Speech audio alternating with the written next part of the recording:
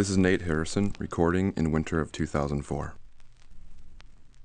I'd like to talk about drums, or rather, about a particular drum beat.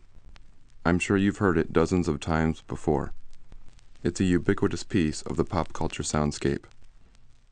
It's been used as a rhythmic backdrop in everything from late 80s gangster rap to corporate America's recycling hip-hop forms to sell things like Jeeps and blue jeans to suburban America. In fact, just last week, I saw a TV commercial for a pharmaceutical company where this drum beat was used to promote some sort of purple pill. It's been used so much, I might argue it's now entered into the collective audio unconscious, and did so about 3 or 4 years ago. It's been somewhat glossed over now, but it has quite a history to it. This particular drum beat, or rather this break beat as it is more accurately called, or even more simply just break, well, this particular break is called the Amen break. Here's what it sounds like.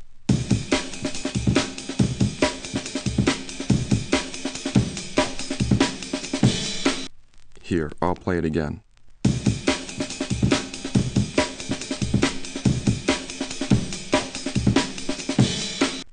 Now this break, despite its popularity and use over the last decade or so in contemporary culture, dates back almost 40 years. The Amen break is a small piece of, and gets its name from, a song released in 1969 titled Amen Brother. Amen Brother was recorded by a funk and soul band who called themselves the Winstons. Amen Brother is the B-side of a single released by the Winstons titled Color Him Father. Color Him Father went on to win a Grammy Award for the band, becoming one of the top 100 hits of 1969. It's probably the track for which the band is best known. However, it's the B-side, Amen Brother, that has that classic drum breakdown right in the middle of the song, which makes it perfect for sampling.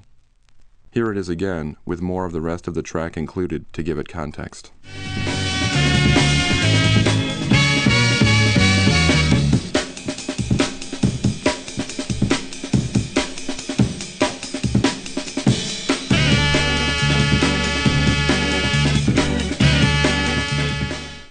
So, Amen Brother was recorded, it was released, it was played, it came and went. Nothing terribly remarkable about it. However, the drum loop in the middle of the song was resuscitated with the advent of the sampler in the 1980s. Just a brief aside about the sampler, this was a machine about the size of a VCR that allowed its user to record any sound into it for quick playback and arrangement. The sampler, as well as the turntable, were principal tools largely responsible for the birth and development of hip-hop. With a sampler, any drum beat, any guitar riff, any sound that could be recorded, could be used as part of a new composition, a new contextualization. Nowadays, almost all commercially produced music has been at least in part realized with a sampler. But hip-hop and other electronic-based music genres pioneered the creative use of samplers, and the Amen break was one of the first drum samples to be experimented with. Here's an early example, the track Words of Wisdom by New York duo Third Bass, released in 1989. Yeah, smack him on the back, sit him down, say, give me some rhythm. Baby, loosen up my collar. I lay out like a funeral parlor. Ready, willing, filling, killing for a billing. Top, I never stop with searching, Sam drilling his soul in a hole. MC's working, kicking it, vicking. The suckers will be jerking. And here's another example, NWA's track Straight Outta Compton, also from 1989. Straight out of Compton, crazy motherfucker named Ice Cube. From the gang called niggas with attitudes. When I'm called off, I got a sawed off. Squeeze the trigger and bodies are hauled off. You too, boy, if you fuck with me, the police are gonna have to come and get me. Finally, here is Mantronix with King of the Beats from 1990.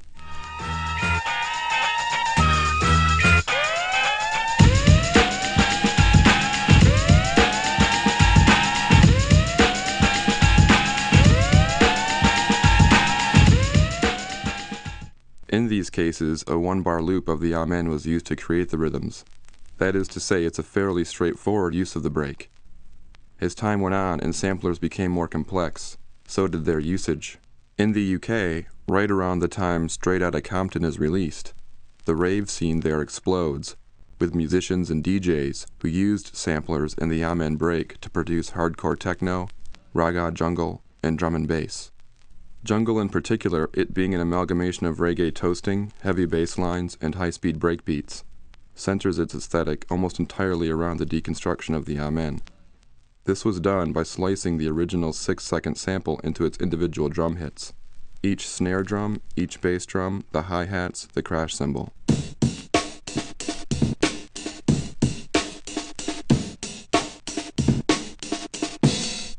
The slices could then be rearranged and manipulated in any number of ways to create new patterns.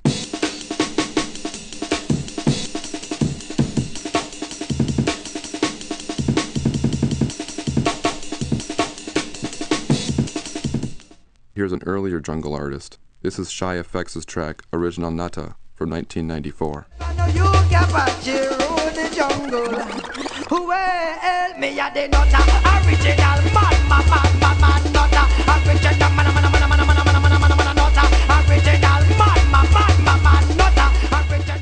And here's another by L Double and Younghead, titled New Style, from 1996.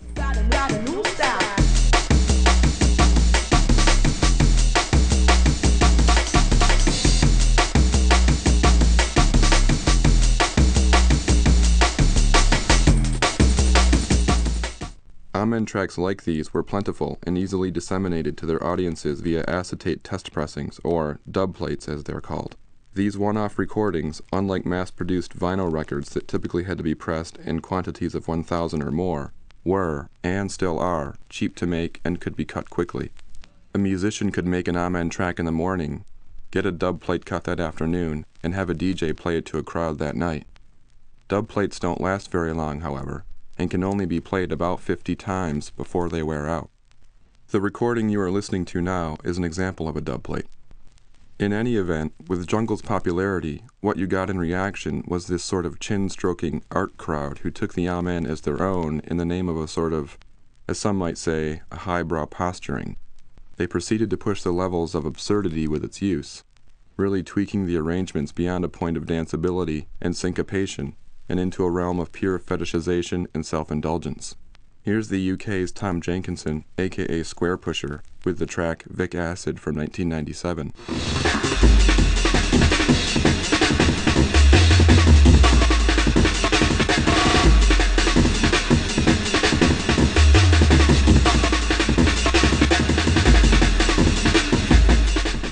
And the US's Keith Whitman, aka Havratsky, with his track Routine Exercise from 1998.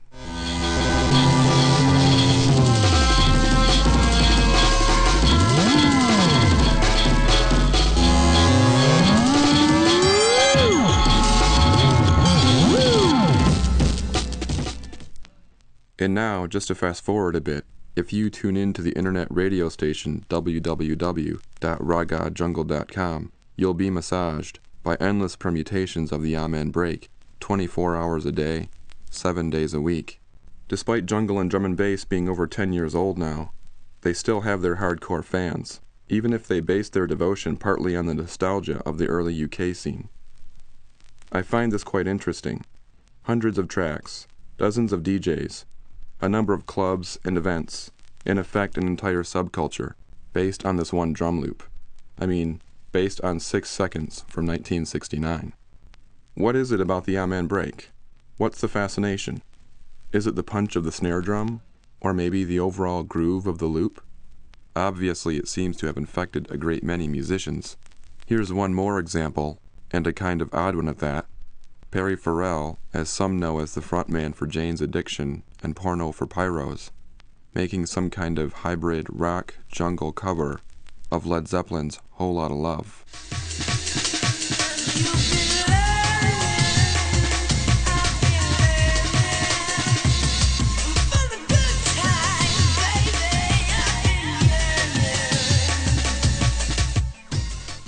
The original Whole Lotta Love, ironically enough, was released by Led Zeppelin in 1969, the same year Amen Brother was released.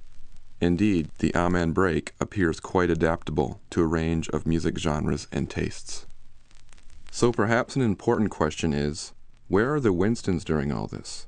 Sample-based music both in the US and abroad mushroomed during the 1990s. Were they around to witness the transformation of their breakbeat from a baby boomer soul groove into a staple for underground electronic music? Did any of the members of the band care about its blatant appropriation, seemingly without consent, by musicians in rave and hip-hop? Perhaps Richard Spencer, a founding member of the Winstons and the copyright holder of Amen Brother, and who interestingly enough left the music biz and later received a PhD in political science, simply didn't care. Perhaps he, like many people during hip-hop's early years, didn't see it and other sample-based music as having any potential beyond a limited underground appeal. During the 80s, when DJs plundered old jazz and R&B records looking for samples, hip-hop in particular and electronic music in general were not the pop phenomena and moneymakers we know them as today. There seemed to be a brief few sort of glory years back then, when the novelty of sampling and the rate at which it was being employed as a new technique grew faster than the rate at which any sort of copyright bureaucracy could maintain the law. Older bits of sampling were appropriated perhaps under the assumption of their being able to be freely used, in the spirit of a pledge to new forms. In other words, sampling was not seen as merely rehashing past sounds, but as an attempt to make new from something old, an artistic strategy as time-honored as creative expression itself. Only when these urban forms began receiving a lot of attention and making a lot of money did people, and more importantly, corporate bigwigs who held the copyrights to much of the back catalog of contemporary American music, start cracking down on copyright violation. Remarkably, though, the Winstons, who by the way do still exist today, although in name only as none of the original members play in the band any longer, never pursued legal action against those hundreds of instances of the Amen break's appropriation over the last 20 years. It seemed the Amen, by the sheer amount of its use by producers and DJs around the world, had entered into a type of public domain, if not legally, then certainly culturally. At any rate, during Jungle's transformation from an underground club status to a more user-friendly electronica, as the media likes to call it, a curious chain of events happened. Advertising agencies, always looking for new angles to help peddle consumer products by tapping into what the kids on the margins are listening to these days, started using breakbeats, including the Amen, in television commercials. For example, here's a Jeep ad running in Southern California right now, promoting their Extreme Jeep Snow event. Nothing handles the winter elements like a Jeep 4x4, except of course, you. Now, during the Extreme Jeep Snow event, visit your Jeep dealer and get a lift pass to Sugar Bowl, Bear Mountain, or Snow Summit. You'll also get a chance to win a legendary Grand Cherokee. And now, California buyers get 0+ on Grand Cherokee. Now, noticing a rise in popularity in breakbeat music and recognizing a growing market of commercial producers wishing to use the Amen break, third-party companies started selling it through what seemed to be completely legal channels. For example, at the end of the 1990s, a UK company by the name of 0G Limited started selling Jungle construction kits, sample CDs containing hundreds of breakbeats, including the Amen. Here is their version of it from their Jungle Warfare sample CD, which, by the way, is copyrighted 2002 by 0G. And here is the original Amen break again, taken from the actual Winston's vinyl release I bought off eBay, copyrighted 1969. I sped the break up slightly to match a jungle tempo.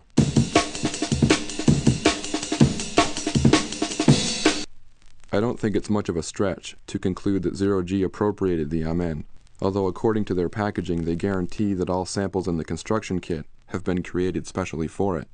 Likewise, nowhere in their literature does it mention any licensing of the Amen from the Winstons. So, here we have two copyrights of the same material. How can this be? Furthermore, while I can use 0G's version of the Amen to make and sell music, I don't own the Amen sample I bought from them. I only own a license from them to use it. I cannot take their Amen and make and sell my own sample CD kit. Thus, in some ways, the Amen belongs less now to the Winstons and more to companies like 0G Limited. Why do I bring any of this up? What is significant about the Amen break? I'm talking about it here because I think its story is a good example illustrating the rise and subsequent problematic of digital sampling in relation to today's increasingly stringent copyright and trademark laws. To trace the history of the Amen break is to trace the history of a brief period of time when it seemed digital tools offered a potentially unlimited amount of new forms of expression. where cultural production, at least musically, was full of possibilities by virtue of being able to freely appropriate from the musical past, to make new combinations and thus new meanings. The story demonstrates that a society, quote, free to borrow and build upon the past, is culturally richer than a controlled one, unquote. To use the words of Lawrence Lessig, Stanford law professor, copyright reform advocate, and co-founder of Creative Commons, an organization offering a legal alternative to copyright control. As we go forward, examples like the Amen break will become more and more rare, if non-existent. A Sixth Circuit Federal Appeals Court ruled in September of this year that recording artists must pay for every sample they use not in the public domain, regardless of the length or recognizability of the samples in question. But because of various changes to U.S. copyright laws, for example the Copyright Act of 1976 and the Sonny Bono Copyright Extension Act of 1998, which extend copyrights into the mid-21st century, virtually all 20th century cultural output has been locked away from the public domain, barred from sampling, unless one has deep pockets and expensive lawyers. So it seems a company like Zero G, with its attempt at regulating the use of, and profiting from, the use of the Amen break, is helping to secure the supremacy of copyright laws, while the company's very success itself occurred because of a lack of strict copyright control surrounding breakbeat sampling. In other words, not only does the innovation within culture grow when copyright is flexible, so do its markets and capital. New trends are developed, new sounds are sought after. New releases are anticipated and become hugely popular, perhaps even selling out. New stars are born and new fan bases are created. Money is exchanged, all in the pursuit of new forms and experiences, of potentials for new connections and meanings. I think the history of the use of the Amen break demonstrates this. To cite Federal Ninth Circuit Court of Appeals Judge Alex Kaczynski in a copyright ruling last year, quote, overprotecting intellectual property is as harmful as underprotecting it. Culture is impossible without a rich public domain. Nothing today, like nothing since we tamed fire, is genuinely new. Culture, like science and technology, grows by accretion, each new creator building on the works of those who came before. Overprotection stifles the very creative forces it's supposed to nurture, unquote. End of recording.